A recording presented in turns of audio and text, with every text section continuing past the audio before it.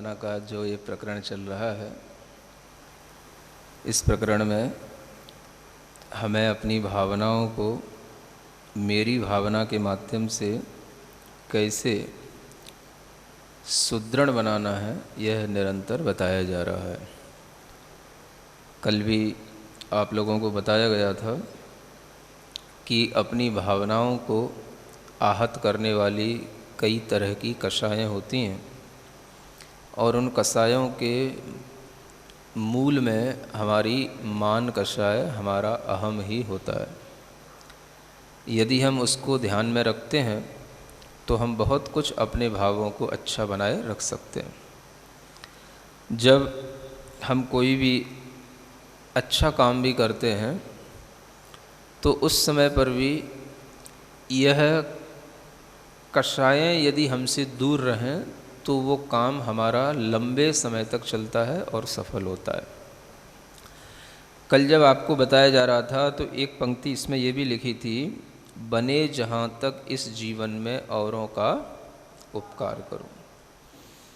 उपकार करने की इच्छा तो बहुत से लोग करते हैं, लेकिन जब बीच में कभी कभी अपना स्वार्थ, अपना अहम आने लग जाता है तो उस उपकार में भी कई तरह की बाधाएं खड़ी हो जाती हैं।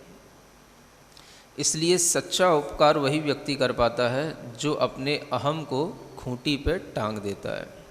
यानी अपने अहम की पूर्ति न करते हुए केवल उपकार की भावना से उपकार करना, दूसरों का अच्छा हो, दूसरों का भला हो, इस तरह की भावनाओं से की जो किया जाता है वो कहलाता है निस्वार्थ भावना से किया गया उपकार।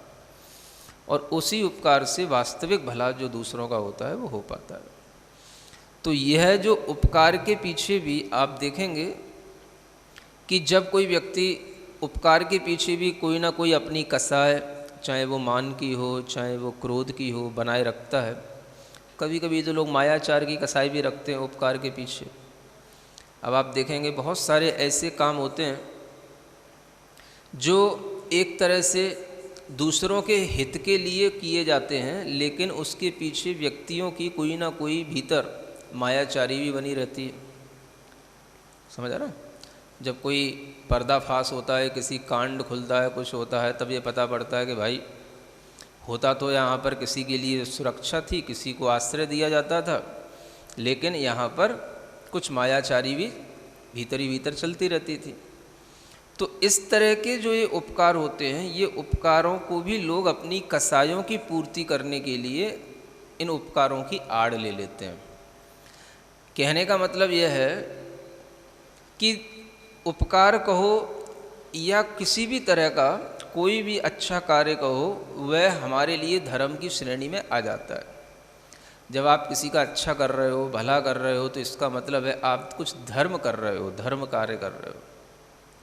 लेकिन जब उसमें कोई ऐसा आपके भीतर की कषाय भाव जुड़ गई, आपकी भीतर की मायाचारी हो गई, लोभ जुड़ गया, किसी न किसी भाई ऐसा करेंगे तो इससे बहुत पैसा आएगा, ऐसा करेंगे तो इससे जो है ना अपन अपना इतना बड़ा मकान बना सकेंगे और अपन ये सब कर सकेंगे, तो इस तरह के भावों के साथ भी लोग उपकार करने की इच्छा करते हैं। तो वह उपकार जो होता है वो एक तरह से खतरनाक सिद्ध होने लग जाता है आगे चलकर।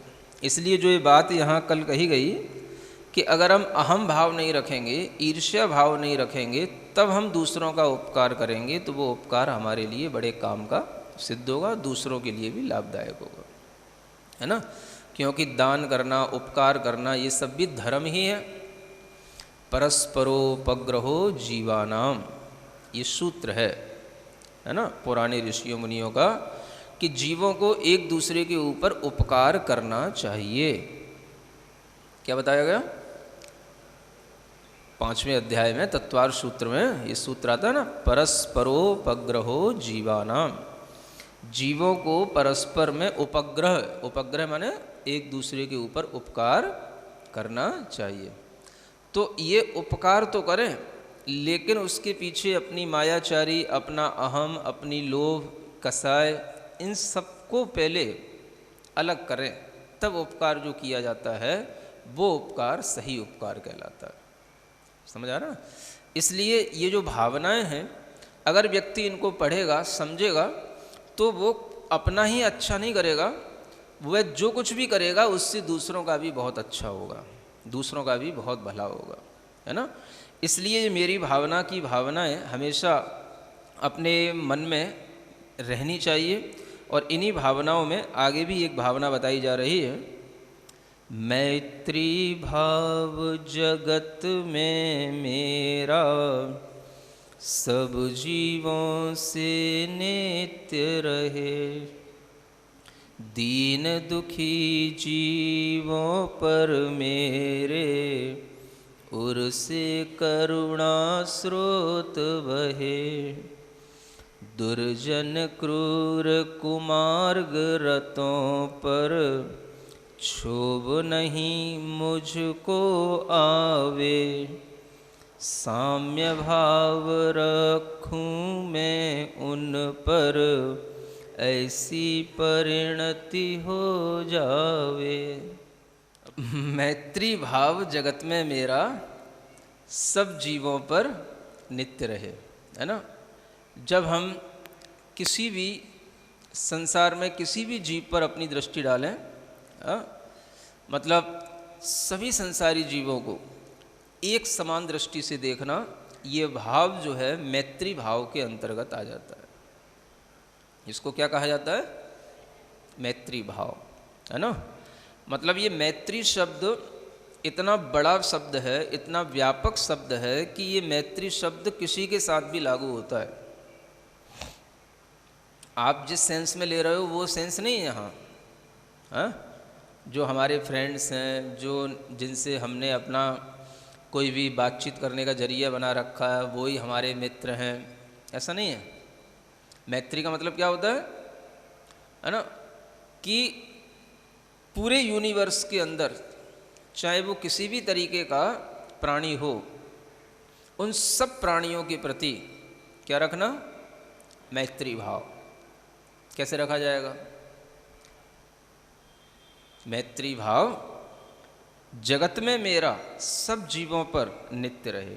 जगत के सब जीवों पर, सुन रहे हो? अब उसमें कुछ भी ऐसा नहीं होगा कि जो चाइना के लोग हैं या पाकिस्तान के लोग हैं ये सब हमें अच्छे नहीं लगते हैं, या इनसे हमको कोई बुराई हो जाए तो हम इनके बारे में मैत्री भाव न रखें। नहीं, वो भी तो जीव है ना, वो भी तो प्राणी है, उनमें भी तो मन है, सभी मनुष्य हैं, समझ आ रहा है? तो इन सब के प्रति कोई आतंकवादी है या कोई जो है बहुत बुरा काम भी करने वाला है, तो भी सबसे पहले वो क्या है? प्राणी है ना, अपने ही जैसा जीवात्मा है। तो सबके प्रति आपको सबसे पहला भाव, सबके प्रति, जगत में जितने भी जीव हैं, अब केवल मनुष्य नहीं, जो पशु हैं, पक्षी हैं, है ना, छोटे छोटे से कीड़े हैं, इन सब के प्रति भी, ये भी जगत के जीव ही हैं। मक्खी, मच्छर,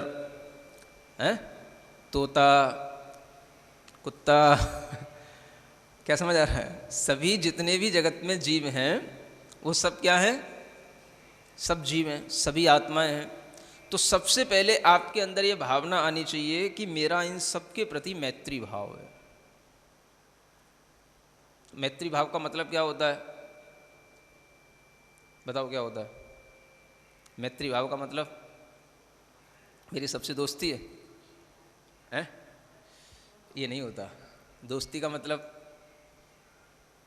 अब कीड़ों से क्या दोस्ती करोगे तुम? मच्छरों से क्या दोस्ती करोगे? दया भाव। मैत्री का मतलब क्या कह रहे हो? नहीं, दया भाव भी नहीं, क्योंकि दया भाव का वर्णन आगे आने वाला है। अभी 4 तरीके की भावना बताई जाने वाली हैं, उनमें सबसे पहली भावना क्या है? मैत्री भावना। मैत्री का मतलब होता है अपनी किसी भी एक्टिविटी से किसी को दुख ना पहुंचे, इस तरीके की अपने अंदर एक फीलिंग लाओ। क्या कहा? कौन सी एक्टिविटी? हमारी फिजिकल बॉडी की एक्टिविटी, हमारे बोलने की एक्टिविटी, हमारे सोचने की एक्टिविटी, इससे जो है किसी को दुख ना पहुंचे। समझ आ रहा है? माने अगर कोई व्यक्ति आपका विरोधी भी हो और आपने उससे कभी मिले जुले नहीं, ना कोई आ रहा अपने पास, ना कभी अपन उससे मिले हैं, अपन खाम खाम में बेवजह कैसी थिंकिंग ले आते हैं। मतलब चीन वाले या कोई भी दूसरे देश वाले, ये सब मेरे कैसे हैं, सब दुश्मन बना लेते हैं अपन को अपने भावों में ही। होना जाना कुछ नहीं है, ना वो तुमसे कभी लड़ने आ रहे हैं, ना तुम कभी उनसे लड़ने जा रहे हैं, लेकिन आपने न्यूज़ के थ्रू अपने मन में ऐसी भावना बना ली। समझ में आ रहा है? अब क्या हुआ, आपके अंदर मैत्री भाव नहीं रहा। अब आप उनका क्या सोचोगे, बुराई सोचोगे, हैं? अब अगर उनका कोई विरोध कर रहा है तो विरोध करने वाले अगर लोग और मिलेंगे, है ना, मान लो 3 देशों ने विरोध किया चाइना का, हाँ, अब उसकी संख्या बढ़ गई, मान लो 5 देश हो गए, तो तुम केवल न्यूज को पढ़कर के ही खुश हो जाओगे, चलो देखो जिसका विरोध मैं कर रहा था उसके दूसरे देश भी विरोध कर रहे हैं, तो आप अपने मन में ही संतुष्ट हो रहे हो। मिलना जुलना कुछ नहीं है आपको, समझ आ रहा है? ना वहाँ से कहीं पैसा आ रहा है, ना वहाँ के लोग आपसे मिलने आ रहे हैं, ना आपको वहाँ से कुछ करना है, वो कुछ नहीं रहा। सब क्या चल रहा है, सब अपने भावों में द्वेष, समझ आ रहा है, अपने भावों में घृणा, सब अपनी आत्मा में ही सब चल रहा है और उसका किसी को कोई पता नहीं है। और हम खुश भी हो रहे हैं। क्यों खुश हो रहे हैं हमें पता ही नहीं, हमें क्या सोचना चाहिए, समझ आ रहा?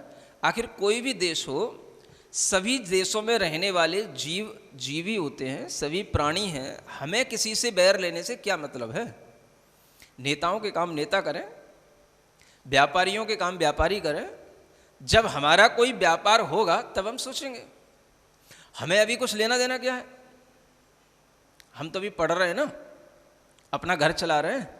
हमें चीन से या किसी इराक ईरान से हमें कहीं कुछ लेने देने जाना पड़ता है क्या? कुछ नहीं ना। लेकिन फिर भी न्यूज़ के कारण से हमारे मन में क्या आ जाता है, अगर उनका कहीं बुरा होने लगे तो हम खुश होंगे, चलो अच्छा है उनका बुरा हो रहा है। दूसरे देशों के लोग उनके ऊपर अटैक करने लगे, दबाव डालने लगे, तो भी हम खुश होते हैं, चलो ठीक है अच्छा हो रहा है। इसका मतलब क्या है, आपके अंदर मैत्री भाव दूर तक छूट गया। समझ आ रहा है? मैत्री भाव क्या कहता है, जगत के सब जीव, उन सबके प्रति आपको, समझ आ रहा है, मैत्री भाव रखना है। तो अब जगत के सब जीवों के प्रति मैत्री भाव रखने का मतलब सबसे पहले क्या सोचना है, हमें किसी के बारे में मन से, वचन से और काय से न बुरा सोचना, न बुरा बोलना, न बुरा किसी के लिए कोई एक्शन करना। तो क्या होना चाहिए, मैत्री भाव का मतलब है कि मुझे किसी के प्रति गलत नहीं सोचना है। समझ आ रहा है? देश का कोई भी व्यक्ति हो, विश्व का कोई भी व्यक्ति हो, यहां तक कि कोई कीड़ा मकोड़ा भी हो, तो हमें उसके लिए भी पीड़ा नहीं पहुंचाने की बात सोचना है। इसका मतलब है मैत्री भाव। किसी कीड़े मकोड़े पर भी, मान लो सांप है, सर्प होता है ना, अब लोग बेवजह भी उसको देखते ही मार डालते हैं। अब सोचने की बात यह है कि आखिर जंगलों में, वनों में, आखिर ये सांप कीड़े ना रहेंगे तो कहां रहेंगे। हमने उसको मार डाला, वो अगर वहां से निकल करके कहीं दूसरी जगह चला जाता, कहीं दूसरी जगह अपने बिल में घुस जाता, तो क्या फर्क पड़ता, हमारा उससे क्या लेना देना था। और हमने उसको मार डाला, तो अब हम जाके बताएंगे देखो मैंने सांप मार डाला, मैंने बहुत बड़ी, हमने किला जीत लिया, जैसे कि मैंने बहुत बड़ी हमने युद्ध जीत लिया हो। बस ये भाव रहता है। जब हम उसको मार रहे हैं तो हमारे अंदर कितना द्वेष का भाव है। आखिर सांप भी तो एक प्राणी है, वो अगर आपके ऊपर अटैक कर रहा हो तो बचाव के लिए कुछ करना अलग बात होती है, लेकिन वो कुछ भी नहीं कर रहा है और आप उसके ऊपर जबर देखते ही से मारना। कई लोगों के अंदर ये भाव रहता है, जहरीले प्राणी हैं, देखते ही से मारते हैं। क्या फर्क पड़ रहा है आपको, मारने से आपने क्या ले लिया? क्या सांप खत्म हो गए दुनिया में? क्या आप, कोई सांप किसी को नहीं काटेगा क्या? है? कुछ नहीं है। क्यों हम बैर बढ़ा लेते हैं, क्यों हम इस तरीके से कर लेते हैं? हम उस स्थान पर ये भी तो कर सकते थे कि भाई चलो कोई बात नहीं, सांप निकला, हमने उसको जाने दिया, वो जाकर के कहीं ना कहीं छुप जाता, बहुत सारा जंगल पड़ा है, मार के हमने क्या हासिल कर लिया?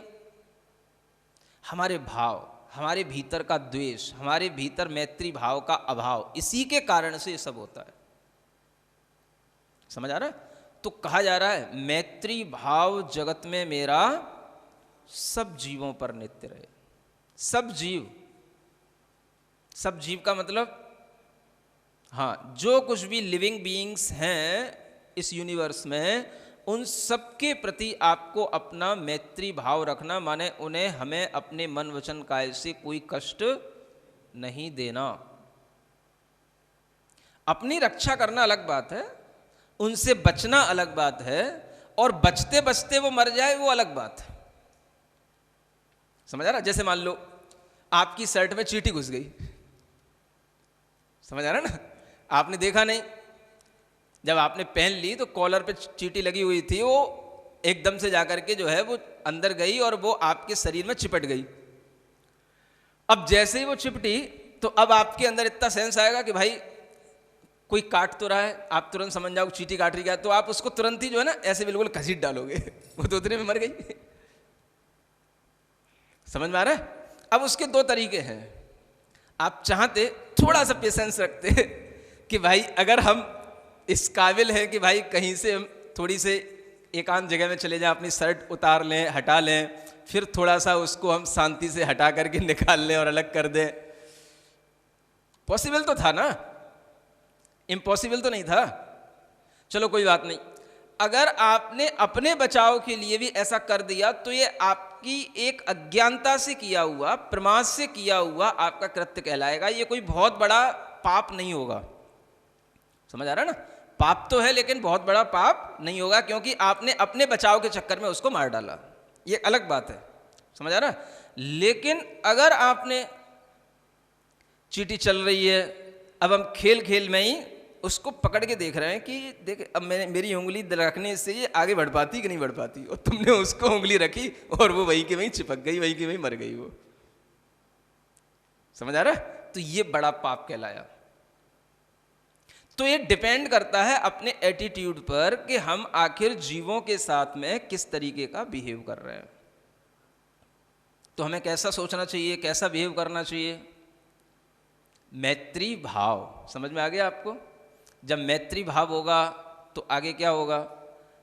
करुणा भाव उसके बाद आएगा, है ना? तो ओवरऑल जो इस विश्व के अंदर जीव हैं उनके प्रति सबसे पहले, इसको बोलते हैं एट ए ग्लांस, जब हम किसी चीज को एक साथ एक दृष्टि से देखते हैं तो वो जो है हमारे अंदर सबसे पहले मैत्री भाव के रूप में आनी चाहिए। उसके बाद में हम उसको क्लासिफाइड करते हैं कि किस क्वालिटी का जीव है, फिर हमें इसके साथ कैसे बिहेव करना है। तो उसके लिए फिर आगे बताया जाता है कि दीन दुखी जीवों पर मेरे उर से करुणा स्रोत बहे। स्रोत नहीं है वो, क्या है? स्रोत, ऑरिजिन, ऑरिजिन ऑफ पिटी और मर्सी। समझ रहा? यानी दया या करुणा का जो स्रोत है वो हमारे अंदर से बहने लग जाए। किसके प्रति? जब हम देखें दीन दुखी जीवों पर, है ना? जो दीनहीन है, माने कुछ सामर्थ्य नहीं रखते हैं, है ना? अपने ही कारणों से दुखी हैं, अपने ही जन्म ऐसी जगह पर उनको मिले हैं जिसके कारण से उनको दुख ही मिल रहा है ना? वो कुछ कर भी नहीं सकते हैं। ऐसे जीवों को देख करके हमारे अंदर उनके प्रति क्या होना चाहिए भाव?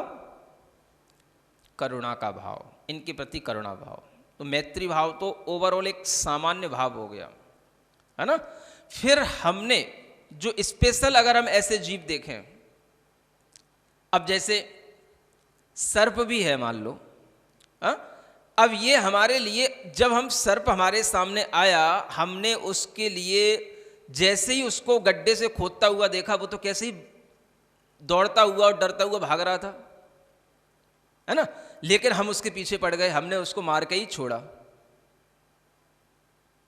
वो तो वैसे ही दीनहीन है, वो तो वैसे ही हमसे कमजोर है, उसका तो जन्म ही ऐसा हुआ है कि वो तो वैसे ही छुप छुप करके भागना चाहता है, बच बच करके भागना चाहता है, और हमने उसको मार दिया। जबकि हमें उसके प्रति क्या करना चाहिए था? अरे भाई, जो अपने से डर के भाग रहा है उसको क्या मारना? उसके प्रति तो अपने अंदर करुणा भाव कि भाई चलो कोई बात नहीं, इसके अंदर डर नहीं होना चाहिए, चला जाने दो, उसको निकल जाने दो। तो ये कहलाता है करुणा भाव। समझ में आ रहा है? दया का भाव। जब आपका इन जीवों के प्रति दया का भाव होगा, तब आप कभी भी इन जीवों की हत्या से बने हुए किसी भी प्रकार के प्रोडक्ट्स होंगे तो उनको भी अपने डेली यूज में नहीं लाएंगे। मान लो आप जो कोई भी टूथपेस्ट करते हो, हैं, चाहे वो कॉलगेट हो, चाहे फॉरेंस हो, चाहे सिवाका हो, चाहे कुछ भी हो, है, कोई भी आप करते हो, अगर आपको ये पता है कि इसमें किसी जानवर की हड्डी का चूरा मिला हुआ है, और वो मिलता है क्योंकि वो पेस्ट उसके बिना बनता नहीं है, कैल्शियम उसके बिना आता नहीं है, कहीं फ्री में नहीं मिलता, कैल्शियम हड्डियों में ही मिलता है। क्या सुन रहे हो? अब अगर आपको वो चीज़ पता है, तो जब भी आप उस पेस्ट को अपने मुंह में डालोगे, आपको एक सेकंड के लिए भाव आना चाहिए कि इसमें किसी जीव की चीत्कार तो नहीं छिपी है। वो चाहे अपनी मौत मरा हो, चाहे उसको मारा गया हो, ये तो हमें कुछ पता नहीं है। समझ आ रहा है? और जब भी कोई प्रोडक्ट्स बनते हैं तो कंपनी वाले लोग कोई इतनी दया भाव तो रखते नहीं है कि जो मरा मरा होगा उसका ले आएंगे और जो मारेंगे नहीं, ऐसा भी कुछ नहीं होता। जिन्हें अपना प्रोडक्ट्स रोजाना बनाना है, रोजाना जिन्हें अपना आउटपुट दिखाना है, रोजाना जिन्हें अपनी कंपनी में इतना माल निकालना ही है, जैसा उन्होंने अपना टारगेट बना लिया है, तो उन्हें तो वो मटेरियल कहीं से भी मिले, कैसे भी मिले, उन्हें तो वो सब चाहिए है। समझ में आ रहा है? तो वहां तो कहीं दया भाव है नहीं है। अब दया भाव कहाँ होएगा? आपके पास हो सकता है। अगर आप जो है कोई भी चीज का यूज करने से पहले ये सोचें कि इसमें कोई जानवर की आह तो नहीं छिपी, तो आपके अंदर उसके प्रति करुणा भाव वास्तविक कहलाएगा। क्या सुन रहे हो? अगर हम टूथपेस्ट ना करेंगे कि तो क्या हमारे दांत बिल्कुल ही सड़ जाएंगे कि खराब हो जाएंगे? क्या जितने भी टूथपेस्ट करते हैं उनके दांत कभी समय से पहले नहीं गिरते? मुनि महाराज कभी टूथपेस्ट नहीं करते तो क्या वो बिल्कुल ही समय से पहले उनके सब दांत खराब ही हो जाते हैं? क्या सुन रहे हो? टूथपेस्ट के कोई दूसरे सब्स्टिट्यूट भी तो होते हैं। पहले के लोग क्या करते थे जब टूथपेस्ट नहीं हुआ करते थे तब? काला दंत मंजन, लाल दंत मंजन, और जब ये भी मंजन नहीं होते थे तब भी तो कुछ करते ही होंगे।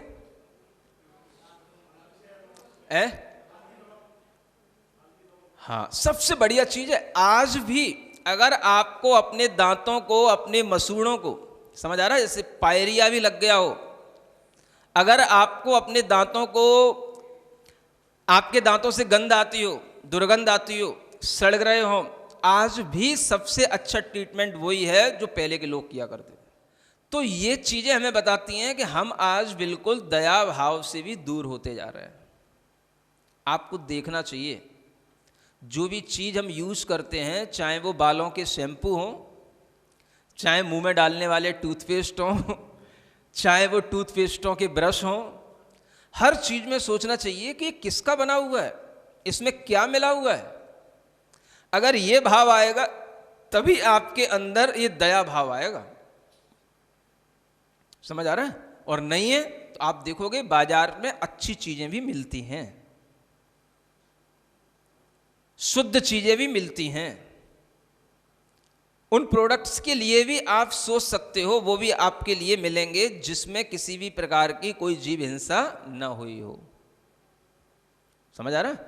ऐसा भी एक प्रोडक्ट्स चलते हैं विद्यांजलि के रूप में, है ना, कभी आपको पता हो तो ये भी आप देख सकते हो।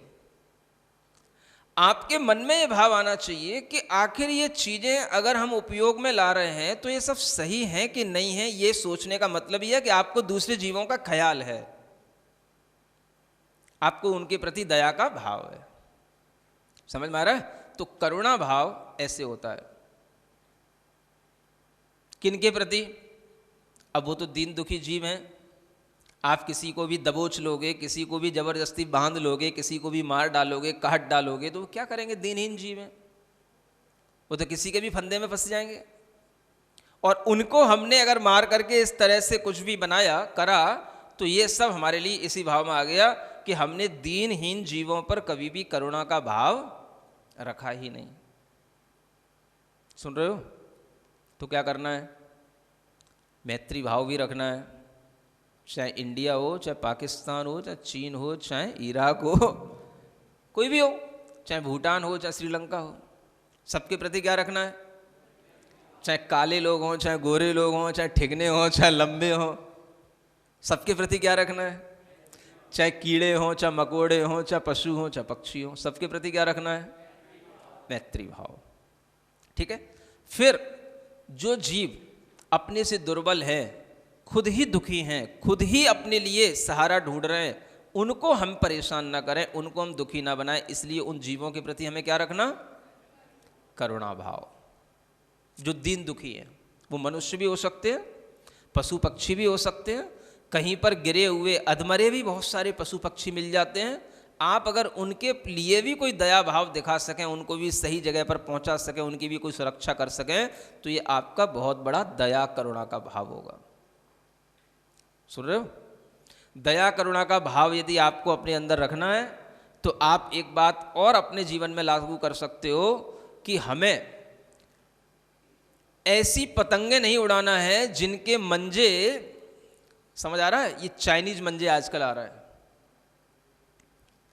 कितने कितने लोग जो है उससे उनकी गर्दन तक कट जाती है ना? सोचो, किसी पे उंगली मत करो, अपना खुद सोचो। समझ आ रहा है? हाँ, हम नहीं करते, अच्छी बात है, लेकिन किसी दूसरे पे उंगली करने की जरूरत नहीं है, क्योंकि उसके लिए तो हमें ही उंगली कर रहे हैं, हम ही तो समझा रहे हैं, है ना? तो सोचने की बात है। अगर हमारे मन में दया भाव हो तो हम क्या सोचें? कितने ही चिड़ियाँ होते हैं, कितने ही कबूतर होते हैं जो हमारी केवल एक खेल, हमारे शौक के कारण से उन जीवों की जान चली जाती है। वो मंजा जहाँ कहीं भी कट के जाता है, गिरता है, उससे कोई भी कहीं उलझ गया होता है वो मंजा, और उसके रास्ते से कोई गुजरता है तो लोगों की गर्दन तक कट गई है। समझ आ रहा? अब ऐसे खतरनाक खेल हम क्यों खेलते हैं? अगर हमें खेलना है तो उस तरीके की पतंगें उड़ाना चाहिए जैसे पहले उड़ती थी, हमारे टाइम पे उड़ती थी, हमने भी उड़ाई है पतंगें, लेकिन ऐसे कभी नहीं होता था। समझ आ रहा? उस समय का वो एक अलग ही आता था, सफेद रंग का मंजा अलग होता था, और क्या बोलते उसको, सद्दा, तो वो सफेद रंग का वो सद्दा अलग आता था। हाँ, तो मंजा जो आजकल आ रहा है ये अलग ही तरीके का आ रहा है। उसमें पहले इतना नहीं कटता था, उसमें तो केवल अपने ही हाथ थोड़ा बहुत कटते थे। यहाँ तो आजकल लोगों की गर्दनें कट जाती हैं, चिड़ियाँ कबूतर मर जाते हैं।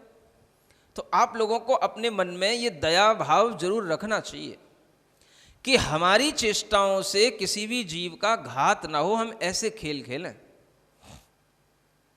समझ आ रहा है?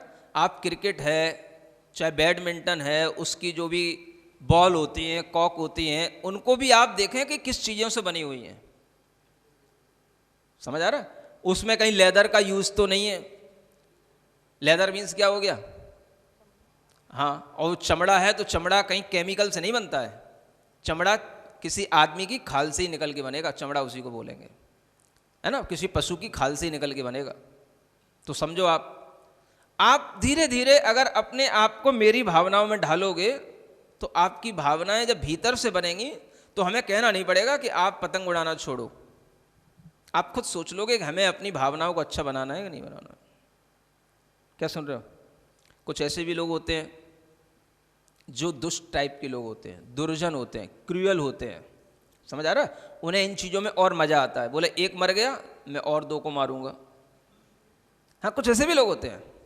समझ आ रहा है? जैसे मान लो, मैं अपनी बात जब बता रहा था ना, कि जैसे मान लो हमने उनसे कहा भाई सांप को मत मारो मत मारो, अब मैंने कहा है कि मत मारो तो और मारूंगा। ऐसे भी दुष्ट लोग होते हैं। समझ आ रहा है? क्योंकि उन्हें मालूम है अरे ये तो मना करेगा, ये तो जैनी है ना, ये तो मना करेगा, है ये नहीं मार सकता, मैं मारूंगा तो वो और मारेगा। वो इनको बोलते दुर्जन, दुष्ट लोग, है ना? अब इनके प्रति क्या करना? इनके प्रति अब कैसा भाव रखना? मैत्री भाव तो चलो एक कॉमन हो गया, दया भाव करने लायक तो अब ये है नहीं है, है, इन पे कोई दया भाव तो करना नहीं। अब इनसे कौन सा भाव करना? मान लो आप कोई अहिंसक पद्धति को अपना रहे हो, आप अपने आप को मतलब बिल्कुल शाकाहारी बना रहे हो, अपने आप को बिल्कुल अच्छा बना रहे हो, और आप कोई भी, है ना, इवन बाजार की पिज्ज़ा बर्गर चाउमीन कोई भी चीज़ें नहीं खा रहे हो, और सब आपका अपोज करने लग गए।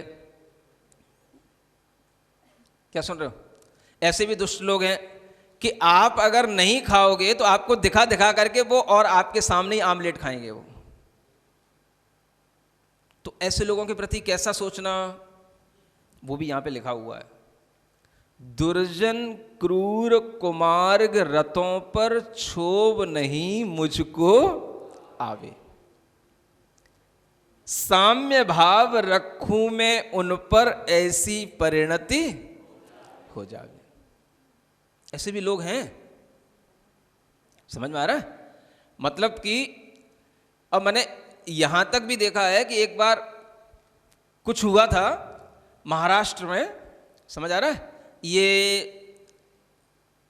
अहिंसा के लिए ही, या ये जो एक बार संथारा का केस चला था, समझ, संथारा जानते हो, समाधि का, जब उसका विरोध किया था जैन लोगों ने तब, तो उसी समय पर ये जो है एक ऐसे भी ग्रुप थे, एक ऐसे भी लोग थे जिन्होंने मतलब जो शाकाहारी लोग हैं उनके घर के सामने ही मुर्गा काटा। समझ आ रहा है? मतलब ऐसे भी लोग होते हैं। क्यों? क्योंकि हम उसी चीज को करेंगे जिस चीज का आप विरोध करोगे। वो कहेंगे कि नहीं मांसाहार नहीं करना चाहिए, तो मांसाहारी लोग आपके ऊपर विरोध करने लग जाएंगे, वो आपके ही घर के सामने अंडे फेंकेंगे, वो आपके ही घर के सामने मुर्गा काटेंगे। समझ आ रहा है? इनको क्या बोलेंगे? एक क्रूर, क्रूअल, स्टूपिड, क्या बोलना चाहिए इनको? और बिल्कुल ही ये जो है बिल्कुल ब्रूट। ऐसे जो लोग हैं इनके प्रति क्या भाव रखना? इनसे क्षुब्ध नहीं होना। समझ आ रहा है? जो धर्म का विरोध भी करने वाले लोग होते हैं तो भी उनसे क्या करना? क्षुब्ध नहीं होना। क्षुब्ध होने का मतलब, क्षुब्ध होने का मतलब अपने आप को डिस्टर्ब करना। समझ आ रहा है? उनसे डिस्टर्ब नहीं होना और उनके प्रति समभाव रखना। ये तीसरी भावना है, इसको बोलते हैं माध्यस्थ भाव। क्या बोलते हैं? हाँ, बिल्कुल माध्यस्थ भाव। तो आपने आज कितने भाव पढ़ लिए? एक हो गया मैत्री भाव, एक हो गया करुणा भाव, और एक हो गया माध्यस्थ भाव। इन तीनों भावों का मनन करना, चिंतन करना, फिर अगले टाइम पर आपको आगे बताया जाएगा। ठीक है? बोलो महावीर भगवान की।